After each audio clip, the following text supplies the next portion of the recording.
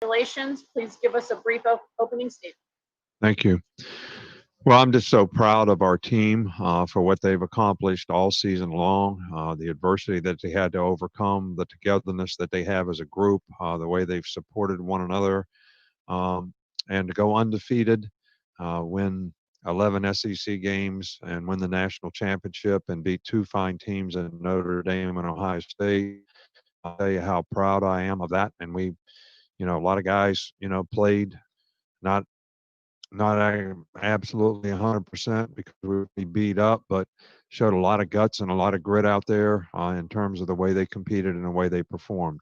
I think it was a fantastic offensive performance by Mac and Smitty and the whole group. The offensive line has done a great job all year long. So really just can't say enough and can't really put it into words in terms of how proud I am of this group, this team, because they are the ultimate team. Thank you. We'll take our first question from Dennis Dodd.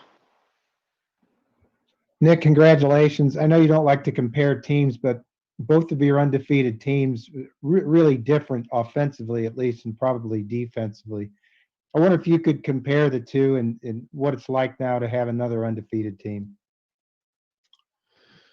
Well, I think especially in this year, with all the disruptions, no spring practice, really no summer ball or any sort, develop players, no games where you could play other players and develop players on the team. I think this is based on the circumstances. This team has really accomplished a lot to be able to do what they did. We have great leadership on this team, really good players that are the best people on the team. And I think it's always fun to coach when the best players on your team are the best people. And the other undefeated team we had great people, great players, and they were a great team too. I think ball has changed. It's a little more wide open, a little more spread. And this team has adapted, and we've changed with it. Our coaches did an outstanding job with this team all year long. And I'm just proud of our whole organization and everybody who contributes to it for what we're able to accomplish. We'll take our next question from Laine Higgins.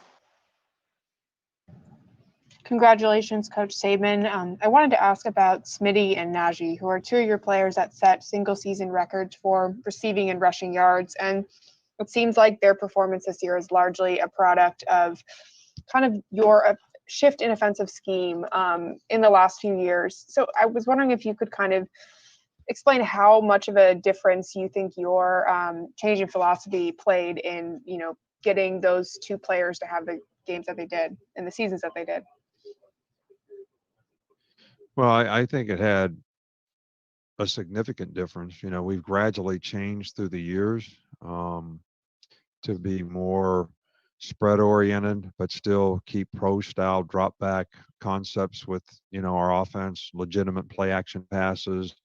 So this whole sort of blend of all these things and creating balance to be able to run, make explosive plays, with action passes that complement the runs and be able to throw RPOs to,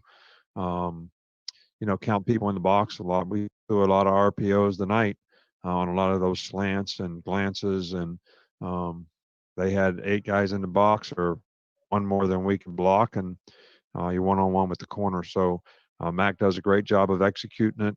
Smitty obviously had a great half.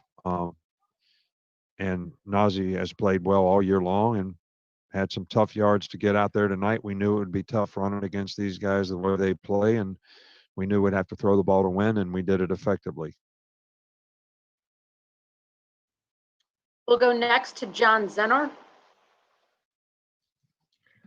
Yeah, Nick, what kind of job did Sark do finding a way to get playmakers in position to always to make plays? It seemed like Smitty can always get open. Fabulous job. Yeah, he's done a fabulous job all year long. He's got a great plan, does a great job preparing the players, and does a really good job of calling the game. And knows what the other team is doing, knows how to attack it, knows where to put the players to put them in position to be able to make those plays against what the other team is doing. And he's just done a fantastic job this year. I can't even tell you, can't even put it into words what a great job he's done and how much confidence the players have, in the plan and the execution. And he's really helped Mac as well. I think Mac had a phenomenal year. So our offense was really the key to the success of this team. We weren't, we're okay defensive team, not a great defensive team. We played well enough and got enough stops, but the offense was dynamic, and that's what made the difference. Take our next question from Michael Casagrande. Yeah, just wondering, you had a couple teams that 2016, 2018 that came close to winning, going undefeated, finishing the job. This team actually did it. What's the legacy, do you think, of this team that was able to finish the undefeated season? Well, to me, this team accomplished more almost than any team. No disrespect to any other teams that we had or any championship teams, but this team won 11 SEC games. No other team has done that.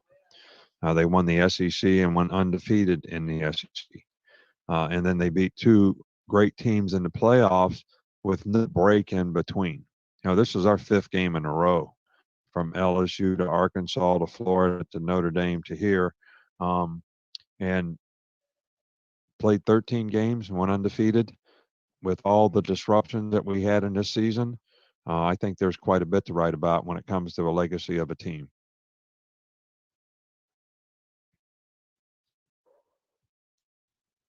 Take our next question from Bill Bender. Coach, you touched on it, but I mean, what does it mean, one, to have guys like Mac, Jalen, even Landon at the end got through the injuries you were out? And the second part, you were asked about Bear Bryant afterward. I mean, what does it mean to you to continually be compared to a coach with his legacy? Well, I don't think anybody really compared to Coach Bryant. In the era that he coached and the era that he won, he won a lot of different ways. He won throwing it, he won running a wishbone, he won it running conventional, offensive formations, and his legacy lasted, over a long, long period of time. And we all have to adjust with the times. Obviously, things are a little different now. The challenges are a little bit different with this, the spread offense and the things that make it more difficult, I think, to play good defense in this day and age. But I think Coach Bryant is, sort of a class of his own in terms of what he was able to accomplish, what his record is, and the longevity that he had, and the tradition that he established. If it wasn't for Coach Bryant, we would never be able to do what we did.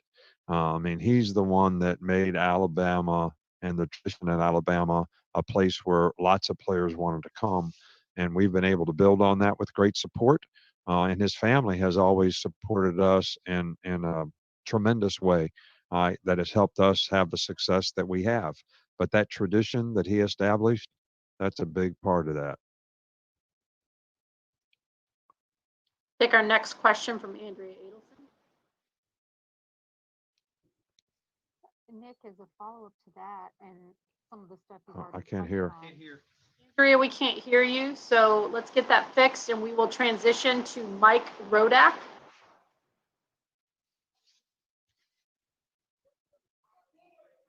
Nick, how difficult was it to see Devontae go down in the second half there, just after the season that he's had, and just how is he doing as far as his hand after the game?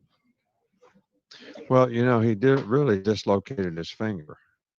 And, I told somebody after the game, I said, you're the only player that I know that missed a whole half because of your finger, just hitting. But they couldn't get it was dislocated and they couldn't get it back in. And if they'd have got it back in, he would have been fine.